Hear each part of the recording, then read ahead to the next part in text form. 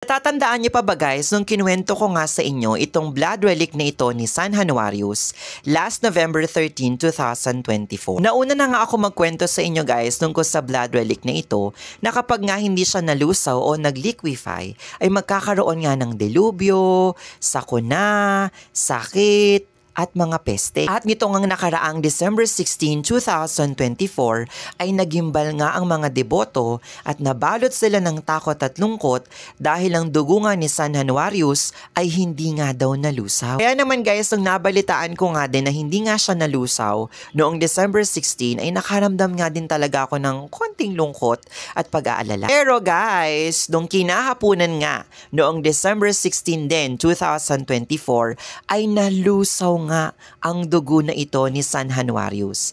Exactly 5:40 PM doon sa oras nila doon sa Italia. Kaya naman guys, yung takot at lungkot ng mga deboto ay biglang napalitan ng tuwa at saya nung nalusaw nga itong dugo na ito ni San Januarius.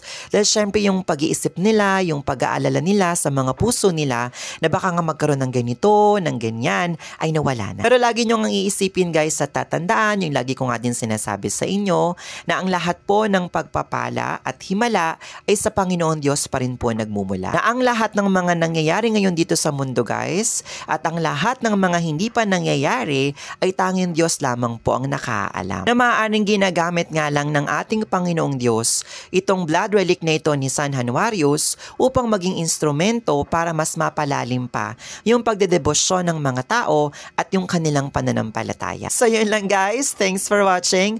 Mag-ingat kayo palagi and God bless you all. Bye!